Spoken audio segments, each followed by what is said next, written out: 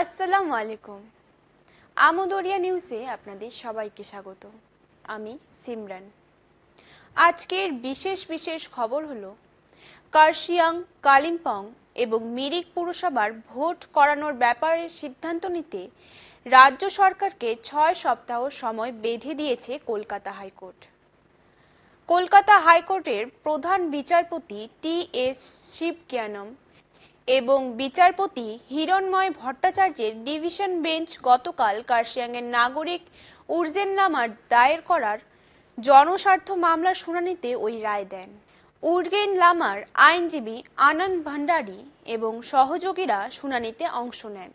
ওই পুরসভাগুলির বোর্ডের মেয়াদ 2022 সালের এপ্রিলে শেষ হয়েছে।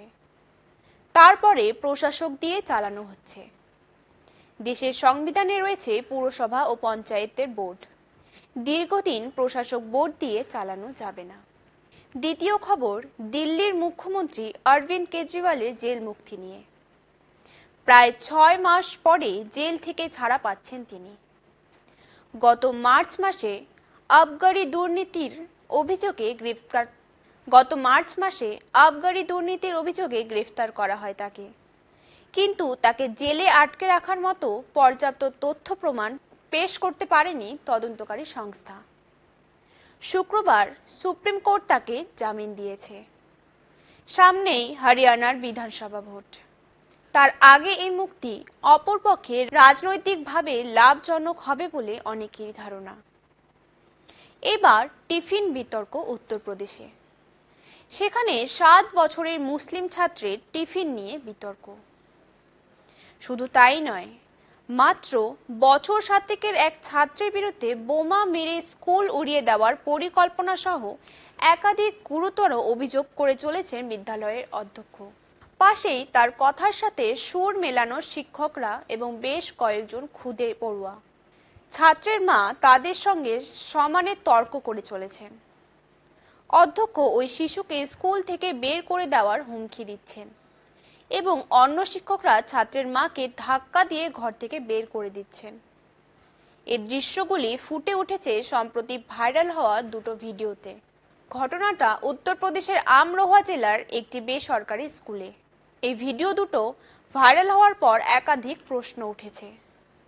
সামাজিক যোগাযোগের মাধ্যমে ছড়িয়ে পড়া ওই ভিডিওতে দেখা যাচ্ছে আমরোহার হিলটন সিনিয়র সেকেন্ডারি বিদ্যালয়ের অধ্যক্ষ অবনীশ শর্মা 7 বছরে ওই বালকের বিরুদ্ধে স্কুলের ভবন বোমা মেরে উড়িয়ে দেওয়ার পরিকল্পনা, টিফিনে আমিষ খাবার আনা এবং মন্দির ভেঙে দেওয়ার চিন্তা ভাবনা পোষণ করার মতো অভিযোগ করেছেন। শেষ অবধি পরিস্থিতি কোন দিকে যায় সেটাই দেখার বিষয়। এবার রোহিঙ্গাদের একটি খবর। ভারতে বন্দি শিবিরে অনশনে শতাধিক রোহিঙ্গা।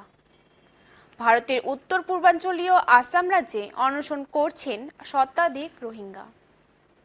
তাদের মধ্যে নারী ও শিশুও রয়েছে। একটি বন্দি শিবিরে আটকে রাখার প্রতিবাদে গত সোমবার থেকে চলছে তাদের এই অনশন। এই বন্দি শিবিরের নাম মাটিয়া ট্রানজিট ক্যাম্প।